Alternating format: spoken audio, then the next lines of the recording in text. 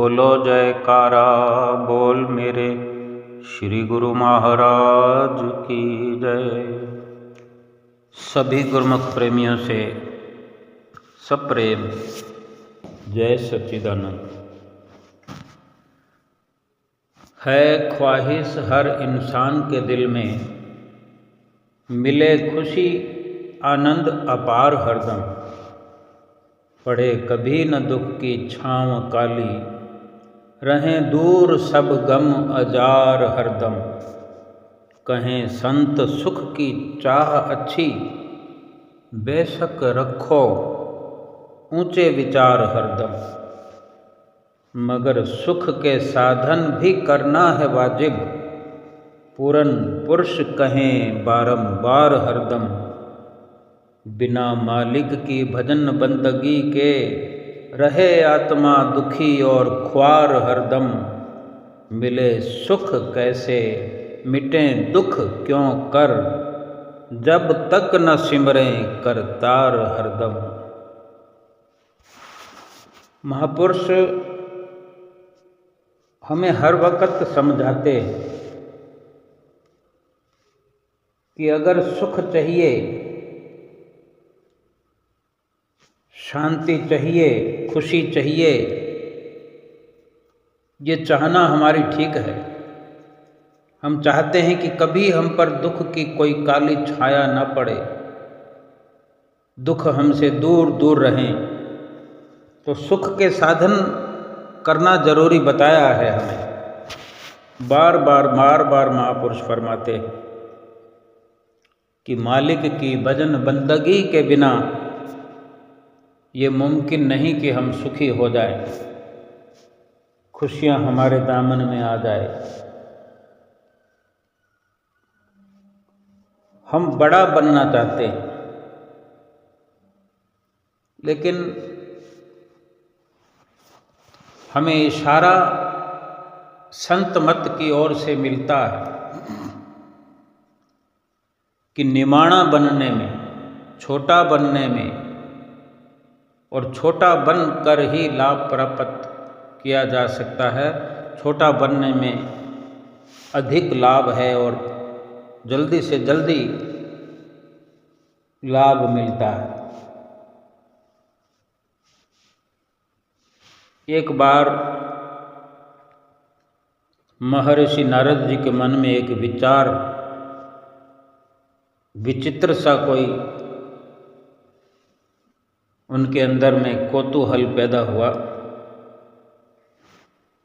नारद जी के साथ तो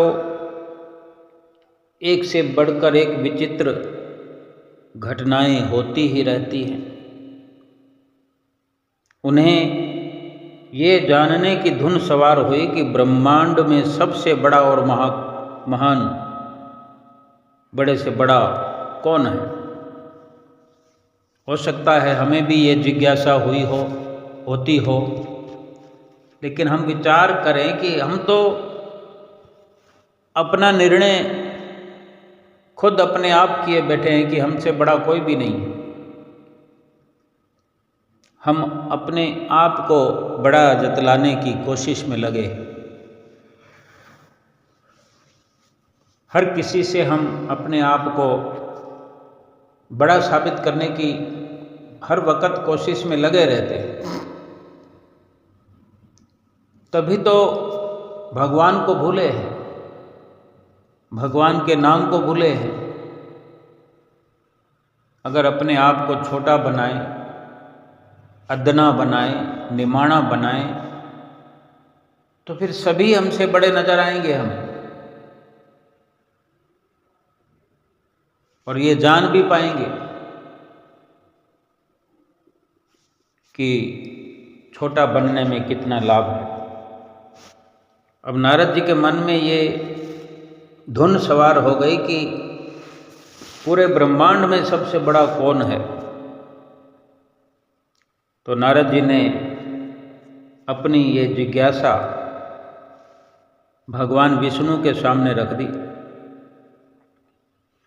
भगवान ये सुनकर कि नारद जी पूछ रहे हैं कि सबसे महान और सबसे बड़ा इस ब्रह्मांड में कौन है, तीनों लोकों में सबसे बड़ा कौन है? भगवान विष्णु मुस्कुराने लगे, फिर बोले, नारद जी, सब कुछ पृथ्वी पर टिका है, इस जमीन पर, इस धरती पर टिका है, इसलिए इस धरती को बड़ा कह सकते हैं। और फिर भगवान कहने लगे, नारद जी, लेकिन एक शंका है। अब देखो, भगवान विष्णु खुद नारायण जवाब भी दे रहे हैं और अपने ही जवाब में संशय भी पैदा कर रहे हैं, भ्रम पैदा कर रहे हैं।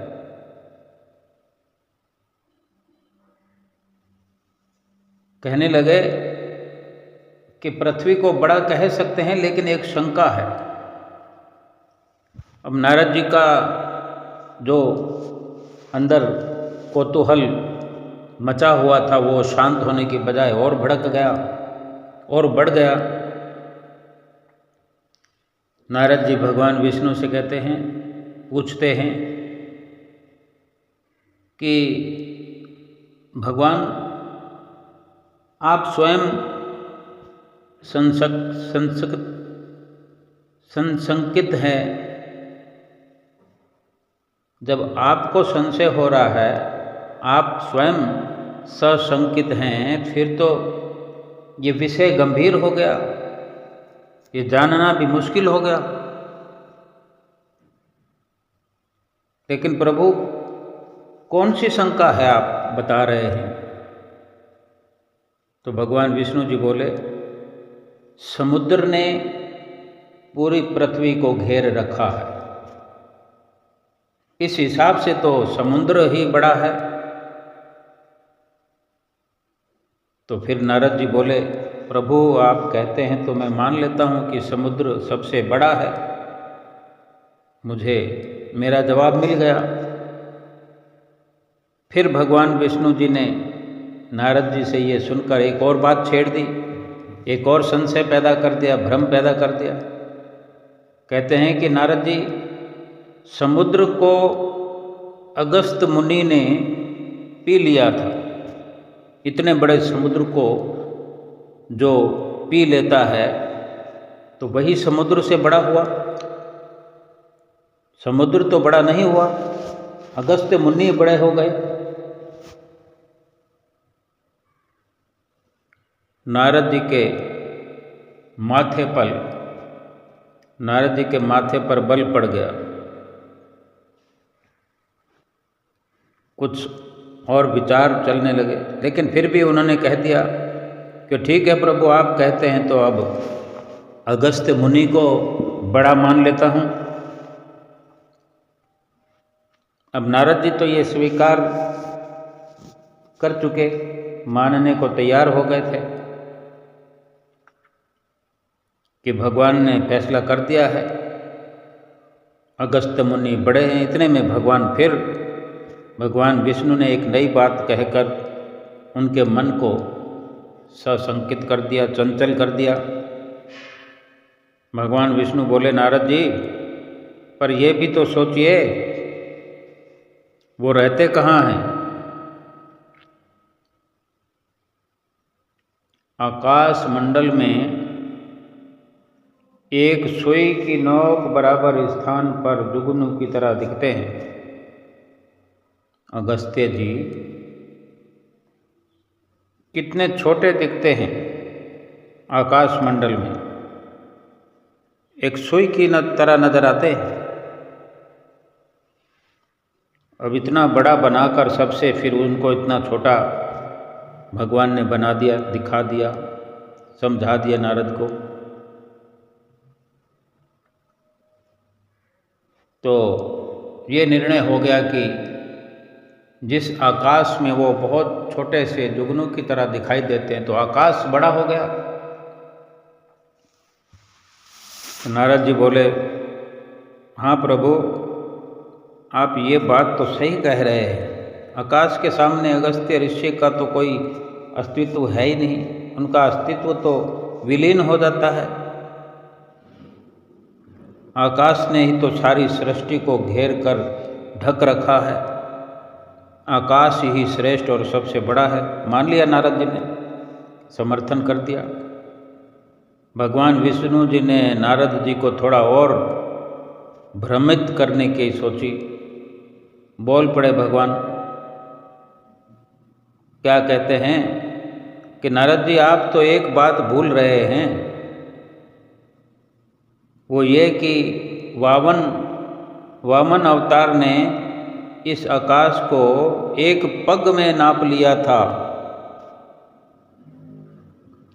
वामन अवतार ने इस आकाश को एक ही पग में नाप लिया था।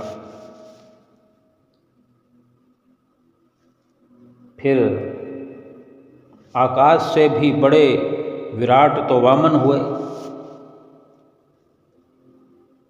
अब वामन अवतार कौन थे? स्वयं भगवान। अब नारद जी कहने लगे, भगवान विष्णु के चरण पकड़कर बोले, भगवान आप ही तो वामन अवतार में थे, फिर अपने 16 कलाएं भी धारण की और वामन से बड़े स्वरूप में भी आए। इसलिए ये तो निश्चित हो गया कि सबसे बड़े आप ही हैं। फिर भगवान विष्णु ने कहा, नारद मैं विराट स्वरूप धारण करने के बाद भी,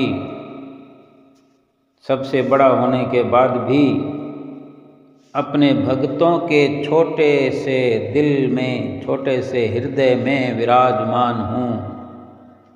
वहीं पर निवास करता हूँ जहाँ मुझे स्थान मिल जाए। तो वो स्थान सबसे बड़ा हुआ कि नहीं? इसलिए सर्वोपरि और सबसे महान तो मेरे भक्त हैं, जो शुद्ध हृदय से मेरी उपासना करते हैं, मेरा भजन करते हैं, मुझे अपने हृदय में धारण कर लेते हैं, मुझे अपने हृदय में बसा लेते हैं। उनसे बड़ा कौन हो सकता है भला? भगवान ने कहा, तुम भी मेरे सच्चे भक्त हो, इसलिए वास्तव में तुम सबसे बड़े और महान हो। श्री हरि की बात सुनकर, भगवान विष्णु की बात सुनकर नारद जी के आंखों में आंसू आ गए, नेत्रों में जल भर आया। उन्हें संसार को नचाने वाले भगवान के हृदय की विशालता को देखकर आनंद भी हुआ और अपनी बुद्धि के लिए दुख भी हुआ। नारद जी ने कहा, प्रभु संसार को धारण करने वाले आप स्वयं खुद को भक्तों से भी छोटा मानते हैं। आप सब कुछ करने कराने वाले, सृष्टि की रचना करने वाले, इस ब्रह्मांड की रचना करने वाले भगवान होकर अपने भक्तों से अपने को छोटा समझते हो। फिर आपके हम भगत लोग, इस दुनिया में आपकी भक्ति करने वाले लोग क्यों छोटे बड़े का भेद करते हैं? अपने आप को भी शामिल किया भक्तों में और सभी भक्तों का जिक्र करते हुए भगवान से नारद जी कह रहे हैं कि मुझे अपनी अज्ञानता पर, अपनी बुद्धि पर दुख है कि मैं इस मर्म को नहीं जान सका और हम छोटे बड़े के भेदभाव में पड़े हुए। अब मैं आगे से कभी भी छोटे बड़े के फेर में नहीं पड़ूंगा। इसीलिए तो कहते हैं भगवान जो है भक्तों के वश में है। भगवान के भक्त अपनी निष्काम भक्ति से भगवान को वश में कर लेते हैं। भगवान हृदय में तभी विराजमान हो जाते हैं, भक्त के छोटे से हृदय में। अब वो छोटा सा हृदय जो है सूक्ष्म है। भगवान भी सूक्ष्म रूप में ही हृदय में विराजमान होते हैं।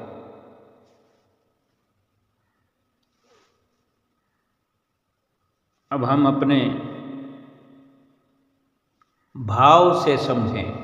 हमारा भाव छोटा या बड़ा हो सकता है। हम अपने भाव को भी सूक्ष्म बना करके अपने सूक्ष्म रूप सतगुरु को, भगवान को अपने सूक्ष्म हृदय में विराजमान कर सकते हैं। आडंबर से रहित, कामनाओं से रहित निष्काम भक्ति करके। आडंबर माने हम भगवान को अनेक अनेक उपहारों से,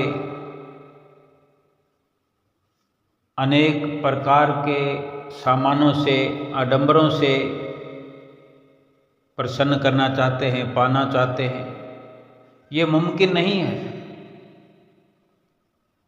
क्योंकि जब जब भी हम ऐसा विचार करते हैं कि मैं भगवान को ये दूं, ये भगवान को चढ़ावा चढ़ाऊं, मैं ये लंगर लगाऊं, मैं ये उपहार ले जाऊं, इससे भगवान प्रसन्न हो जाएंगे, भगवान ये खाएंगे, भगवान ये पहनेंगे।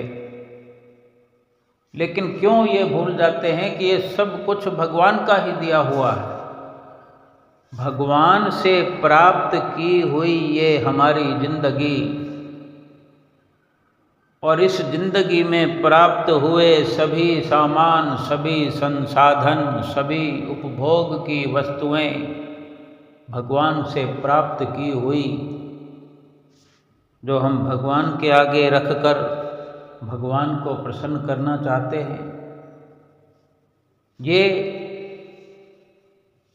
मैं मेरी वाला विचार जो है भक्ति को बाधित करता है, दूषित करता है।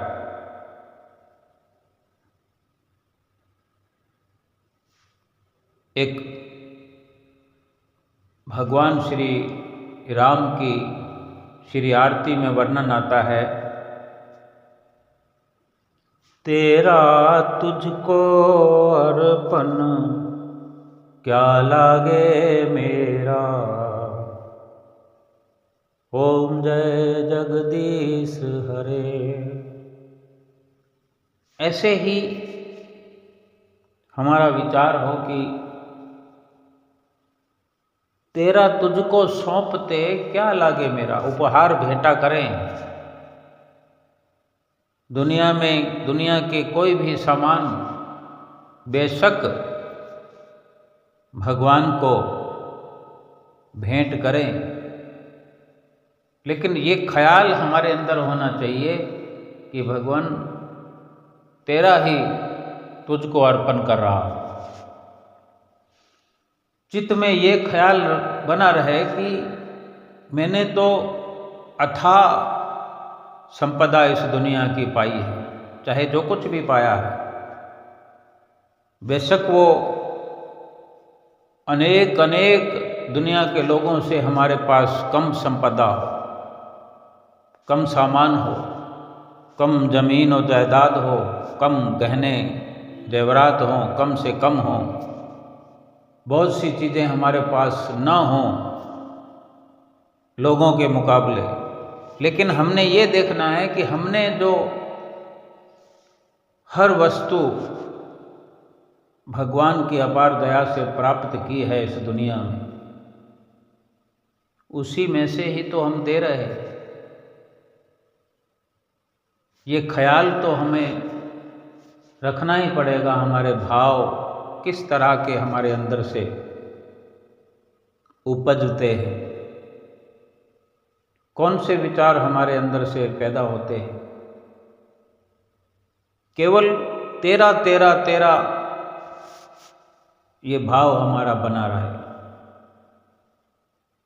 तेरा तुझको सौंपते क्या लागे है मेरा। यकीन जानो, देखो कहीं लंगर लगता है, अनेक जगह बड़े बड़े सेठ साहूकार लंगर लगाते हैं, लेकिन वो सेठ साहूकार सब काम खुद तो नहीं कर लेते। बहुत से लोग उनके सहयोग में आते हैं, उनमें हर प्रकार के भक्त होते हैं, कोई गरीब होते हैं, कोई मध्यम श्रेणी के होते हैं, और सेठ साहूकार जो सारा खर्चा उठाते हैं वो तो होते ही हैं संपन्न। भाव कहने का ये है कि जो सब कुछ कर रहा है वो समझता होगा कि मैं लंगर चला रहा, मैं इन सबको खिला रहा, एक से एक बढ़कर व्यवस्था मैंने की है। लेकिन जो उनके सहयोग में इस लंगर भंडारे में सेवा के भाव से लगा हुआ है, अपने तन से सेवा कर रहा है, मन भी उस सेवा में दे दिया है,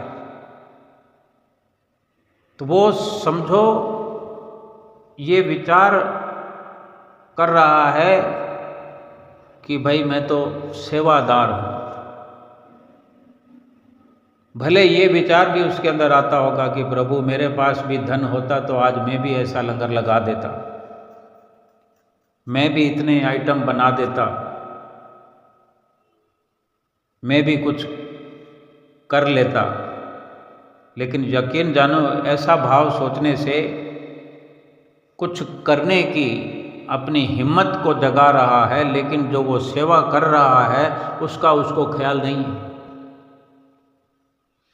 जो तन की सेवा समर्पण कर रहा है ये उसका भाव है कि मैं कुछ और कर देता, मेरे पास होता तो। यानी वो सब कुछ तो लगा रहा है, अपना मन लगा दिया है, अपना तन लगा दिया है, अपने पहने हुए कपड़े को भी वो तार तार करता है।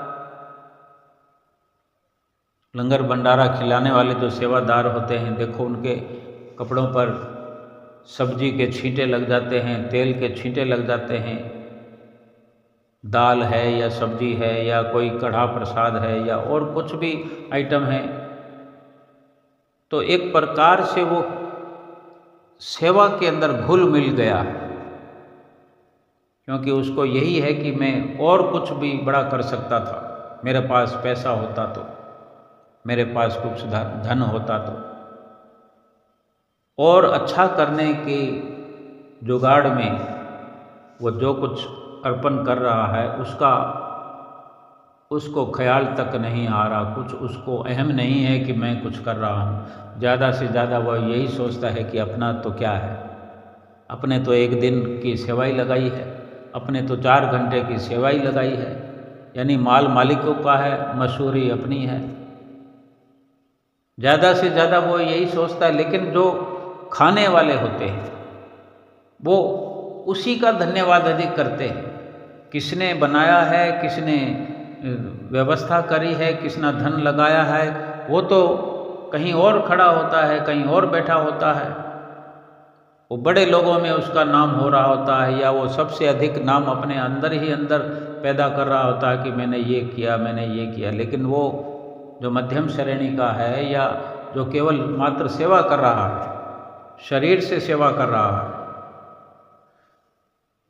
वो तो इसी को सब कुछ समझता है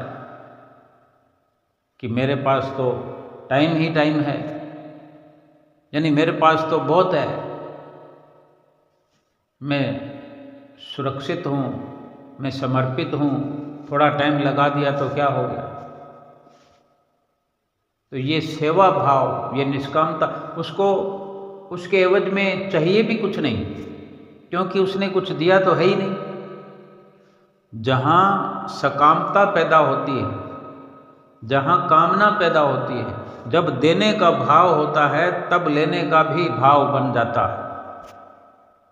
मैंने कुछ दिया है, ये भाव पनपेगा, अपने अंदर से ये भाव उपजेगा, तो फिर कुछ प्राप्ति का भी ख्याल आएगा कि मुझे कुछ इसके बदले में मिल जाए।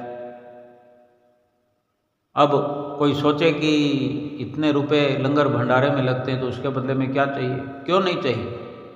लाखों खर्च करके करोड़ों की चाहना रख लेता है इंसान, उसका ख्याल यही है कि मेरा धन बढ़ रहा है, इसी लंगर भंडारा करने से बढ़ रहा है, तो मैं लगाता रहूं, मेरा धन बढ़ता रहेगा। बेशक दान पुण्य करने से धन बढ़ता है, लेकिन ये कामना देकर अगर ये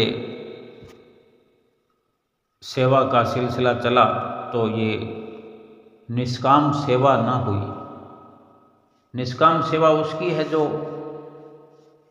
बहुत ही सोच समझकर अपने शरीर पर, अपने तन पर कष्ट सहन कर, चाहे कुछ चंद रुपए इकट्ठे करके भगवान के आगे रखता हो, अपने आप को छोटा समझकर, गरीब समझकर भगवान के आगे खड़ा होकर कुछ अपने विचार समर्पित करता हो कि भगवान जो कुछ है मेरे पास यही है, तो वो भगवान से भी बड़ा बन जाता है। जो छोटा बनकर भक्ति करता है, भगवान उसको अपने से भी बड़ा बना देता है। एक बार हमारे श्री गुरु महाराज जी के पास पंचम पातशाही गुरु महाराज जी के पास एक भक्तानी मत्था टेकने के लिए आई। जैसे लाइन में गुरुमुख प्रेमी खड़े होते हैं,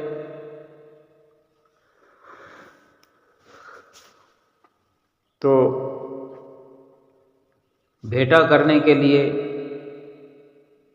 एक पंखा लेकर आई। जब वो पंखा भेंटा करने के लिए आगे पहुंचती है, पंखा भेंटा करती है, तो श्री गुरु महाराज जी ने उससे पूछा कि तुम क्या करती हो। अब श्री गुरु महाराज जी तो सबको जानते हैं, सबके अंतर्मन की जानते हैं, स्वयं अंतर्यामी है, साकार रूप में निराकार भगवान साकार रूप सद्गुरु का धार के आए हैं, उनसे क्या छुपा है। लेकिन वो केवल उसी से नहीं पूछ रहे हैं, वहाँ उपस्थित सभी को ये समझाना चाहते हैं, ये दिखाना चाहते हैं। वो लीला हो गई, ये वार्तालाप हो गई, ये पूछना पूछाना हो गया, आज बरसों हो गए, लेकिन आज हम ये सतगुरु के वचन सुन पा रहे हैं, ये लीला समझ पा रहे हैं, और ये सदियों तक, रहती दुनिया तक इस तरह की लीलाएं चलती रहेगी। और हम जैसे गुरुमुख प्रेमी सुनकर, पढ़कर के लाभ उठाना चाहें तो लाभ उठाते रहेंगे, लाभान्वित हो पाएंगे। जल्दी से जल्दी लाभ इसी प्रकार की सेवाओं से मिलता है। तो श्री गुरु महाराज जी ने पूछा कि तुम क्या करती हो। तो उसने बताया, भक्त्यानी ने, कि लोगों के घर में सफाई करती हूँ, झाड़ू पोछा करती हूँ, बर्तन मांजती हूँ, यही मेरा काम है। श्री गुरु महाराज जी, श्री गुरु महाराज जी ने आशीर्वाद दिया, उसे प्रसाद दिया, उसे कुछ नहीं कहा। वो भक्तानी जब वहाँ से चली गई, तब श्री गुरु महाराज जी ने वहाँ उपस्थित संत जनों से और भक्त जनों से और जो भी वहाँ उपस्थित है, उन सब से संबोधित होते हुए फरमाया कि ये है असली सेवा। अपने शरीर को कष्ट देकर, पैसे जोड़ जोड़ कर कुछ भी, किसी भी प्रकार की कोई सेवा करे, तब ही उसका आनंद है, तब ही उसका सुख है, तब ही बड़ी से बड़ी शांति है। अगर कोई करोड़पति हो और वो कुछ धन की सेवा करे तो कोई बड़ी बात नहीं है, लेकिन जो शरीर को कष्ट देकर सेवा करे वो सबसे बड़ी बात है। अब सोचो, जो एक पंखा, पुराने समय की बात है और एक उसकी गरीबी की भी बात है।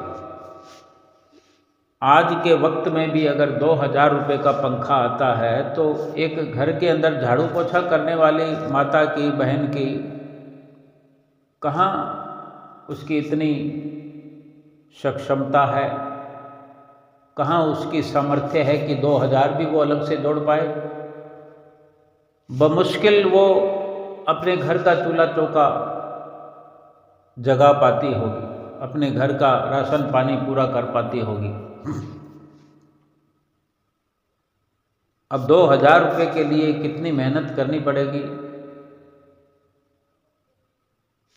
कभी 100 रुपया बचाए, कभी 50 बचाए, कभी 200 बचाए, 500 इकट्ठे हुए तो कोई ऐसी मुश्किल आ जाए कि वो 500 के 500 लग जाए।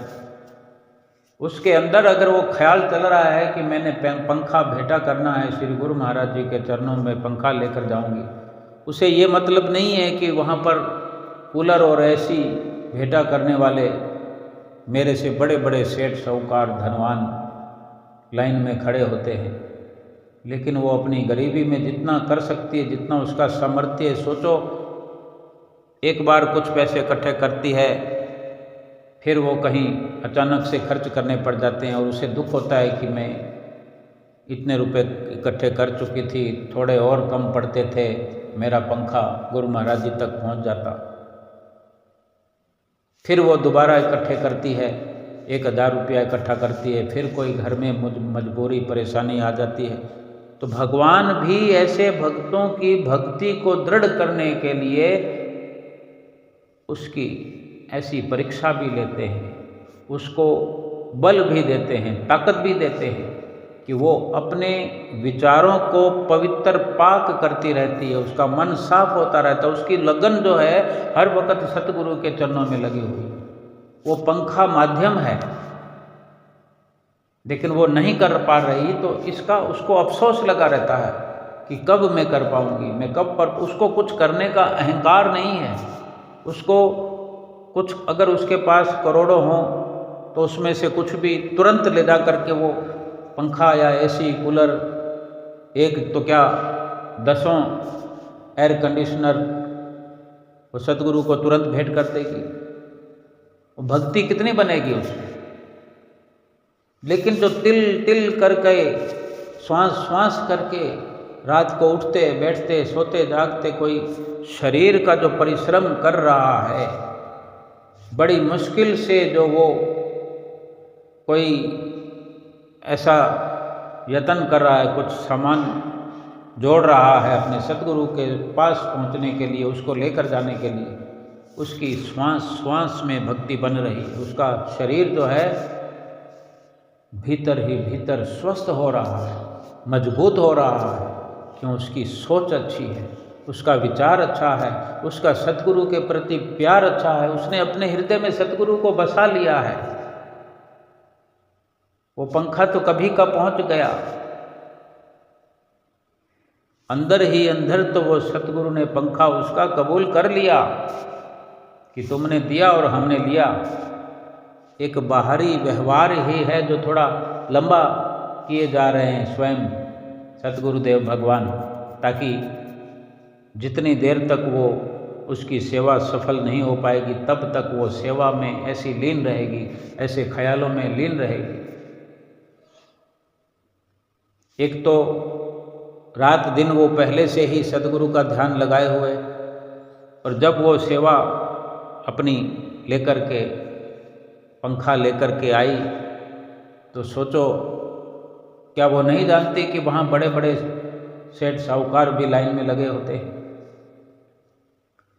उस लाइन में भी वो छोटे रूप में बन करके, निमाणी बन करके, गरीब दीनहीन बन करके अपनी भेंट को ले जाती है, लेकिन सतगुरु उसी को सराहते हैं, उसी की सेवा को सराहते हैं, सराहना करते हैं।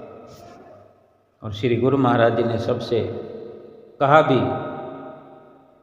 कि सेवा तो यही होती है, शरीर को कष्ट ना हो तो सेवा का लाभ भी कम ही होता है। यूं तो सतगुरु जो भी सेवा बख्श दे, लेकिन शरीर में ताकत रहते, शरीर में अगर दम हो तो वो दम सेवा में लग जाए तो उसका लाभ अधिक होता है। शरीर की जो पीड़ा सेवा करते हुए बर्दाश्त कर लेते हैं, फिर उनको शरीर के दुख भोग करके पीड़ा नहीं आती।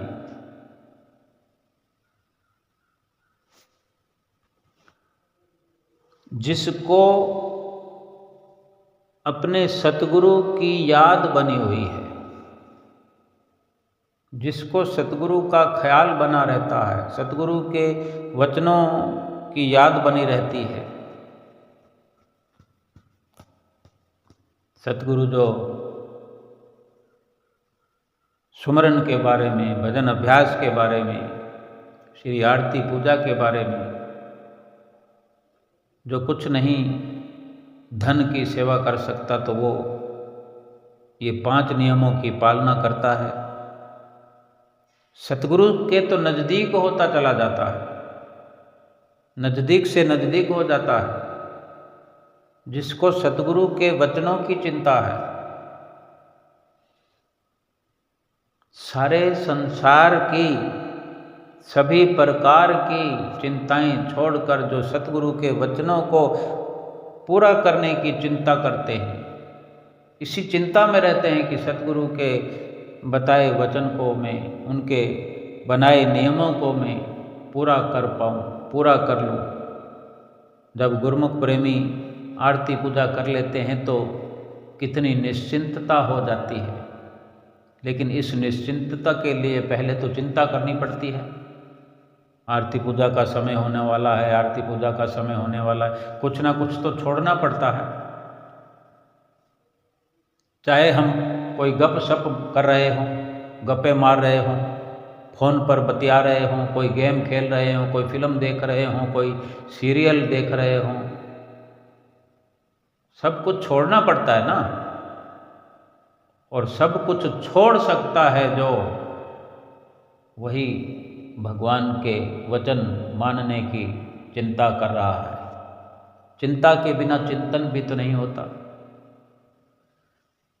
और इस प्रकार से जो आरती पूजा कर लेता है तो फिर बाद में कोई सीरियल देख लो, फ़ोन पे बात कर लो,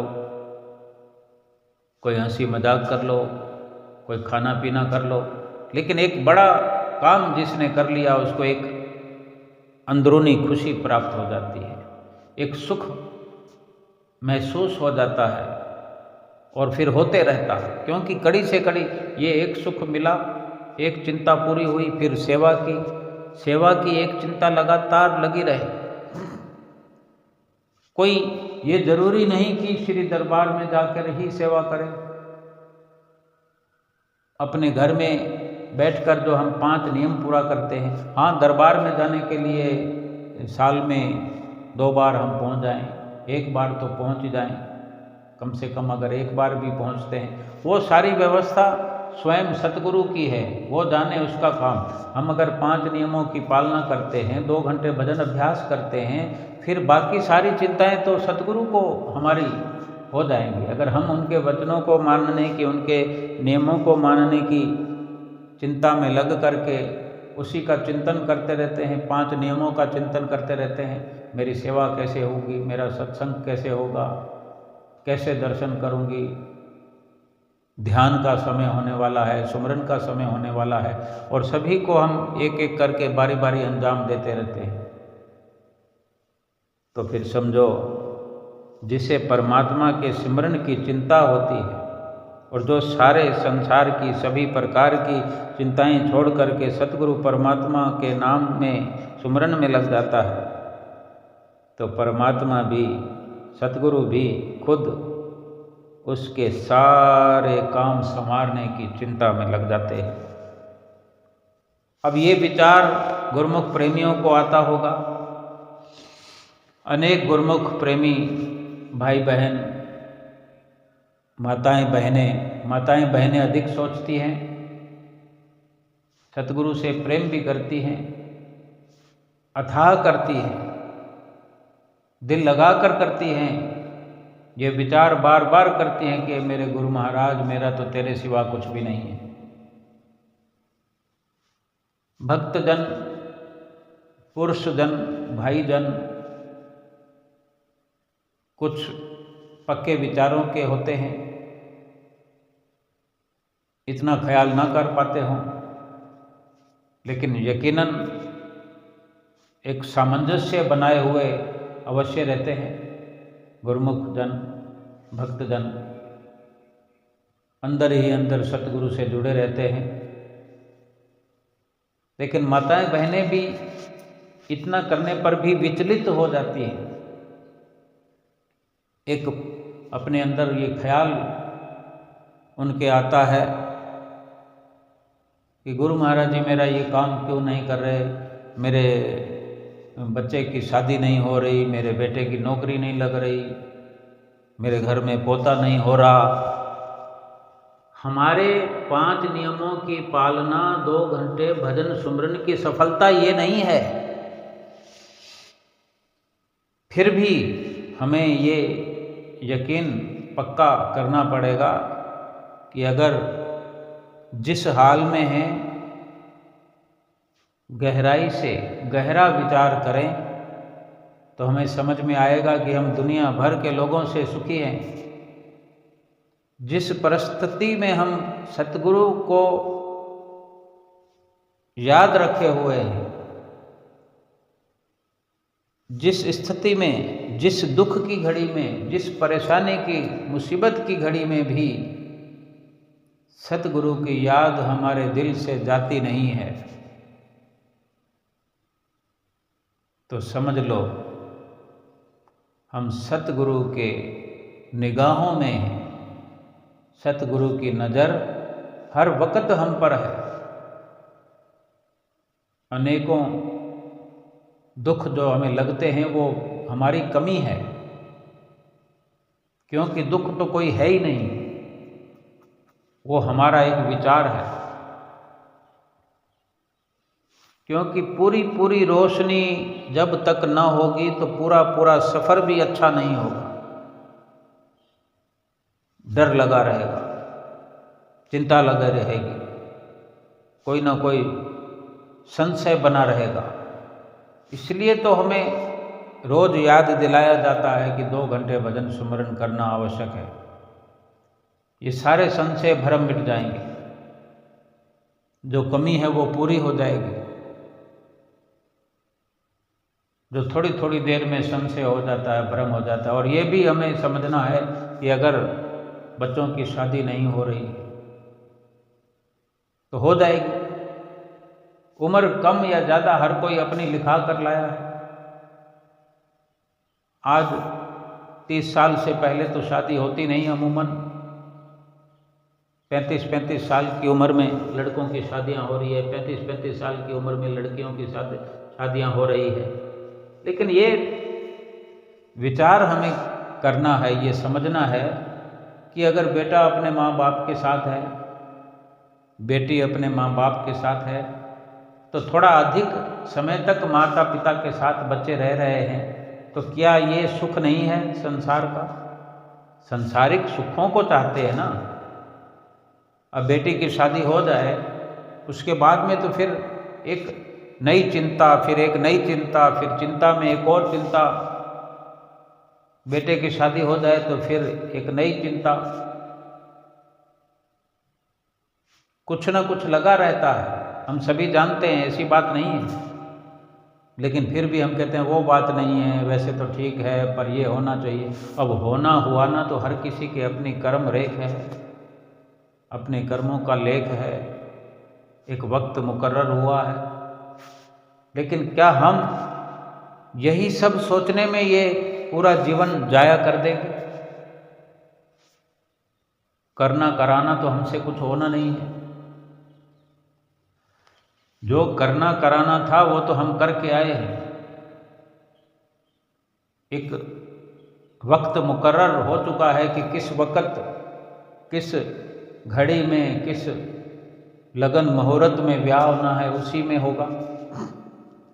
जहाँ होना है वहीं होगा। हो करके टूट जाना, बात चल करके ख़त्म हो जाना, ये सतगुरु जो हैं हमारे दुखों को सूली का कांटा बना रहे हैं। और हम सोच रहे हैं कि हमारा काम खराब हो गया, वहाँ रिश्ता बना था, बहुत अच्छा रिश्ता बना था, टूट गया। अरे भाई, टूटा क्यों?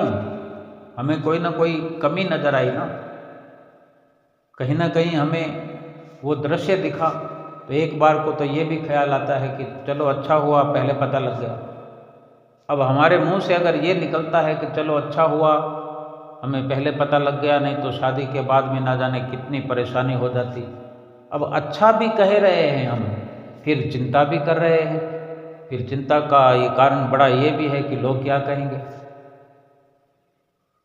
यकीन मानो, जब थोड़ी देर के लिए ही ये ख्याल आता है कि चलो अच्छा हुआ, तो ये समझने की कोशिश करें कि प्रभु का नाम सुमरण करते हुए, भजन कीर्तन करते हुए, सेवा करते हुए, आरती पूजा करते हुए, दर्शन ध्यान करते हुए जो कुछ भी हो रहा है, यकीनन वो अच्छा ही है। किसी भी प्रकार के दुख हम देख रहे हैं दिखने में, हम अपने विचारों को अच्छा बनाएं, श्रेष्ठ बनाएं। हमें दुख कुछ भी नहीं है, और संसारिक नजरिए से देखेंगे तो दुख के अलावा यहाँ कुछ और है भी नहीं। शरीर का दुख है, तन का दुख है, मन का दुख है, धन का दुख है, रिश्तों का दुख है। कभी कोई रिश्ता, कभी कोई रिश्ता, कोई कभी रिश्ता टूट रहा है, टूटता रहेगा, टूटते आए हैं, टूटते टूटते टूटते अकेले होकर रह जाएंगे।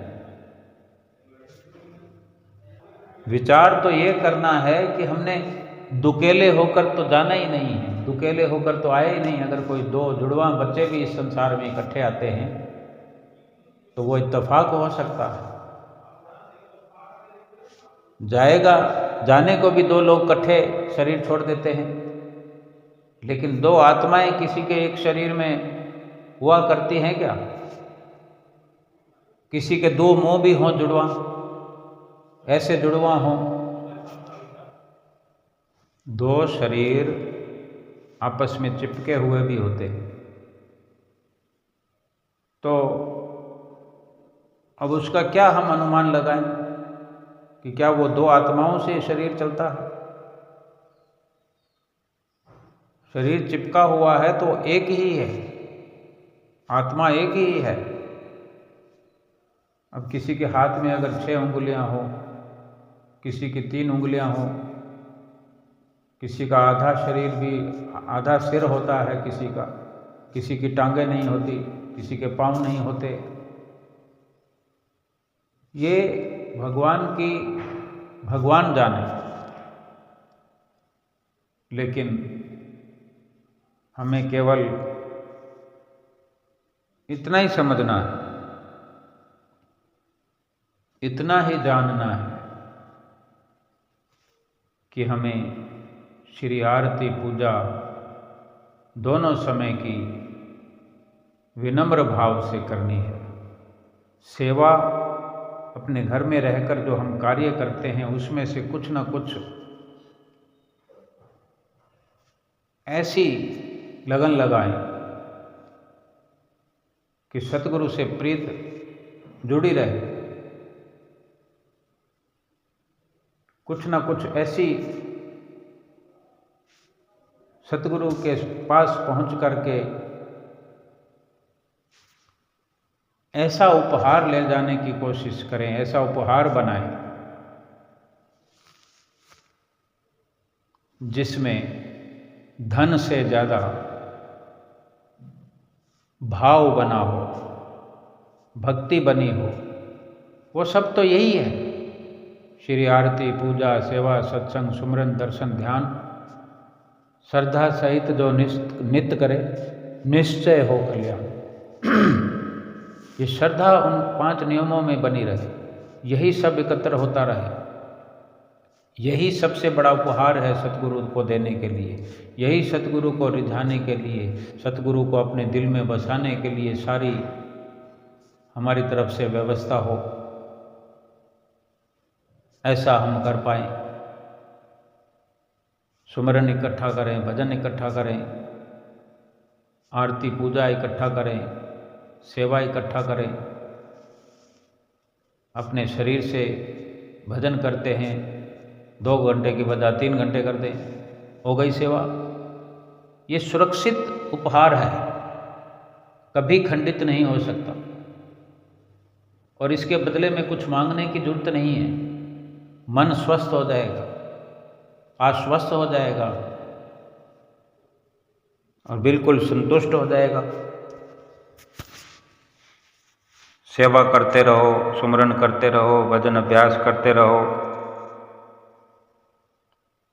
किसी भी तरह का कोई संशय भ्रम नहीं रहेगा, कोई अहम भी नहीं रहेगा कि मैंने ये कर दिया, मैंने वो कर दिया।